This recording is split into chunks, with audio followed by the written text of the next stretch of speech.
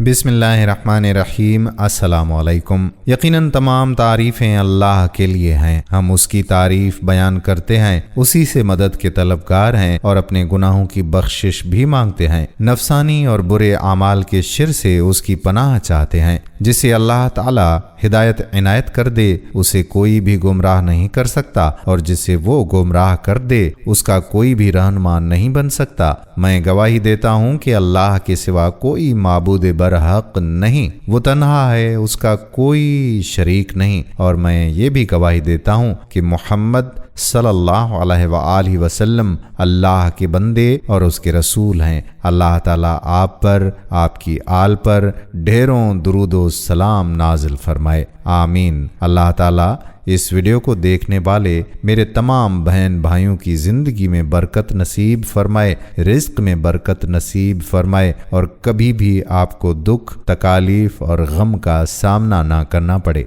आमीन सुम्मा आमीन या रब्बल आलमीन। दोस्तों, आप भी कमेंट सेक्शन में आमीन ज़रूर लिखिएगा। क्या पता कि आपके आमीन लिखने से और दिल में कहने से अल्लाह ताला हमारी दुआएं कबूल फरमा ले, तो आमीन ज़रूर लिखा करें। नाज़रीन, आज की इस वीडियो में हम हज़रत ज़ुल्किफ़्ल अलैहिस्सलातु वस्सलाम का किस्सा बयान करेंगे, लिहाजा आप वीडियो को आखिर तक ज़रूर देखिएगा और अपना ईमान ताज़ा करने के साथ साथ अपने दोस्तों अहबाब के साथ भी ये वीडियो शेयर कर दीजिएगा। नाज़रीन, कुरान करीम में हज़रत ज़ुल्किफ़्ल अलैहिस्सलाम का नाम दो मकामात पर आया है। अल्लाह ताला सूरतुल अंबिया में फरमाता है, और इस्माईल और इदरीस और ज़ुल्किफ़्ल ये सब सब्र करने वाले थे और हमने उनको अपनी रहमत के साए में ले लिया था। बिलाशुबा वो सब सालिहीन में से थे। आयत नंबर 85 और 86। और सूरा साद में फरमाया, और याद करो इस्माईल और अल-यसा और ज़ुल्किफ़्ल को, वो सब नेक बंदों में से थे। नाज़रीन, हज़रत ज़ुल्किफ़्ल अलैहिस्सलाम का जिक्र दो बार हज़रत अय्यूब अलैहिस्सलाम के किस्से के बाद फरमाया गया, और शायद इसीलिए बाज़ मुफस्सिरीन ने उन्हें हज़रत अय्यूब अलैहिस्सलाम का फ़र्जंद बताया है और उनका नाम बशर लिखा, यानी बशर बिन अय्यूब, जबकि ज़ुल्किफ़्ल उनका लक़ब था। हज़रत शाह अब्दुल क़ादिर रहमतुल्लाह अलैह फरमाते हैं कि ज़ुल्किफ़्ल अलैहिस्सलाम हज़रत अय्यूब अलैहिस्सलाम के बेटे थे, ताहम पेशतर मुफस्सिरीन के मुताबिक आप अलैहिस्सलाम अल्लाह ताला के नबी थे जो बनी इसराइल में मबऊस किए गए। शुरू में अल-यसा के खलीफा थे, बाद में नबूवत से सरफराज फरमाए गए। अहादीस मुबारका में आप अलैहिस्सलाम से मुतल्लिक कुछ भी मनक़ूल नहीं। तौरात और इंजील भी तफसीलात देने से कासिर हैं, तो सैर और तवारीख में भी सकूत का आलम है। इसकी एक वजह यह भी हो सकती है कि उनकी बासत के वक्त बनी इसराइल में कोई ऐसा ख़ास वाक़या पेश ना आया हो जो इबरत व बसीरत और मुआविज़त का पहलू रखता हो, क्योंकि कुरान करीम में अमूमी तौर पर साबका अंबिया कुराम अलैहिस्सलाम के वही हालात और वाक़यात बयान किए गए हैं जिनमें कोई नसीहत, सबक या कोई पैगाम हो और जिससे अहले अक्ल व दानिश इबरत हासिल करें। जैसा कि सूरह हूद में इरशाद बारी ताला है, और ए पैगंबर सल्लल्लाहु अलैहि वसल्लम साबका अंबिया अलैहिस्सलाम के हालात हम इसलिए बयान करते हैं ताकि तुम्हारे दिल को तसल्ली हो और मोमनों के लिए नसीहत व इबरत हो। नाज़रीन, हज़रत ज़ुल्किफ़्ल अलैहिस्सलाम से मुतल्लिक़ मुफस्सिरीन की मुख्तलिफ आरा हैं। बाज़ उनकी नबूवत और बाज़ उनकी विलायत के कायल हैं। इमाम इब्न जरीर रहमतुल्लाह अलैह ने उनकी बाबत तवक्कुफ़ इख्तियार किया है, जबकि हाफिज़ इब्न कसीर रहमतुल्लाह अलैह फरमाते हैं कि कुरान पाक में उनका जिक्र अंबिया कुराम अलैहिस्सलाम के साथ आना और उनके लिए तारीफ व तौसीफ के कलमात से आया होता है कि वो अल्लाह के बरगुज़ीदा नबी थे। बेशतर मुफस्सिरीन इसी मौक़िफ़ की तायीद करते हैं, ताहम बास का ख्याल है कि वो नबी नहीं बल्कि अदल व इंसाफ करने वाले एक दाना शख्स थे। मशहूर मुफस्सिर हज़रत मुजाहिद रहमतुल्लाह अलैह फरमाते हैं कि वो नबी नहीं थे बल्कि एक नेक और सालिह इंसान थे, یہودیوں کا دعویٰ ہے کہ ذوالکفل علیہ السلام حضرت حزقیل علیہ السلام یعنی حزقیل کا لقب ہے، جو نبی تھے اور بنی اسرائیل کی اسیری کے زمانے میں مبعوث فرمائے گئے۔ بائبل کے مطابق جب بخت نصر نے یروشلم پر حملہ کیا تو اس نے وہاں کے ہزاروں یہودیوں کو قیدی بنا لیا اور انہیں بھیڑ بکریوں کی طرح ہانک کر عراق لے گیا، جہاں دریائے خابور کے کنارے ایک نئی بستی آباد کی جس کا نام تل ابیب رکھا۔ وہ یہودی وہاں کئی دہائیوں تک قید رہے اور اسی قید کے دوران حضرت حزقیل علیہ السلام کو نبوت سے سرفراز فرمایا گیا۔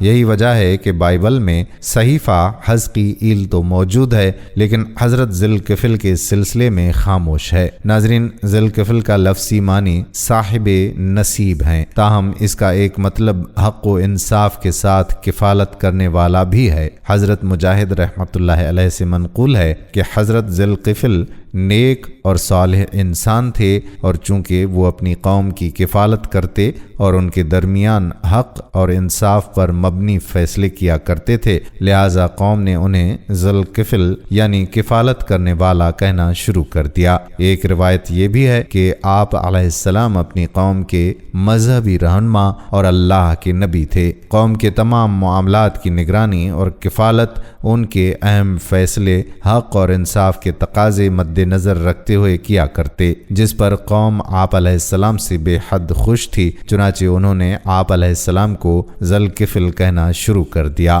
بعض کہتے ہیں کہ آپ علیہ السلام حضرت ایوب علیہ السلام کے بیٹے تھے۔ ایک شخص کے ضامن بن کر کئی برس تک قید و بند کی صعوبتیں برداشت کیں، لہذا ذوالکفل کہلانے لگے۔ ایک اور روایت کے مطابق ملک شام کا بادشاہ بزرگی، معاملہ فہمی، پاکیزہ اخلاق، شیریں کلامی اور نفیس عادات اور اعتبار کی وجہ سے آپ علیہ السلام کو پسند کیا کرتے تھے، اور آپ علیہ السلام اس کے دربار میں بآسانی چلے جایا کرتے۔ جہاں بادشاہ مذہبی معاملات میں آپ علیہ السلام سے مشورے بھی کرتا، لیکن ان سب باتوں کے باوجود وہ بنی اسرائیل سے سخت عداوت رکھتا تھا۔ ایک مرتبہ اس نے بنی اسرائیل کے بہت سے مذہبی رہنماؤں کو قید میں ڈال کر ان کے قتل کا حکم جاری کر دیا۔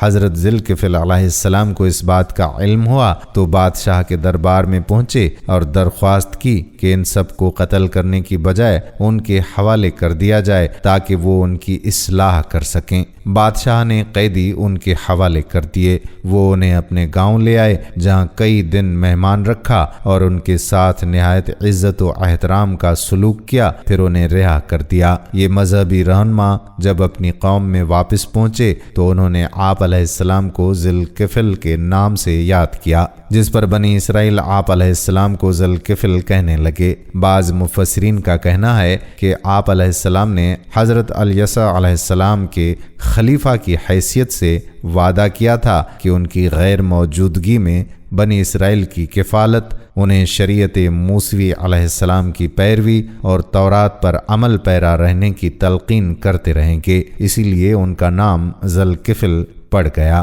ابن جریر رحمۃ اللہ علیہ نے مشہور مفسر حضرت مجاہد رحمۃ اللہ علیہ سے ایک قصہ نقل کیا ہے، اور ابن ابی حاتم نے حضرت عبداللہ بن عباس رضی اللہ تعالی عنہ اور حضرت ابو موسیٰ اشعری رضی اللہ تعالی عنہ سے بھی اسی سے ملتے جلتے بعض آثار نقل کیے ہیں، جن کی سند منقطع یعنی ان دونوں بزرگوں اور ان سے روایات کرنے والوں کے درمیان کچھ نام نہیں ہے۔ ایسی سند کو اصلاح میں منقطع کہا جاتا ہے۔ بہرکیف حضرت مجاہد رحمۃ اللہ علیہ نے لکھا ہے کہ جب حضرت الیسع ضعیف ہو گئے تو خواہش ظاہر کی کہ کاش اپنے مرنے سے پہلے کسی ایک نیک اور صالح شخص کو اپنا خلیفہ مقرر کر دیتا تاکہ وہ میرے بعد دین کے جملہ معاملات بخوبی پورے کر پاتا، اور میں اپنی موجودگی میں اس کی تربیت بھی کر دیتا تاکہ مرنے سے پہلے بنی اسرائیل کی فکر سے آزاد ہو جاتا۔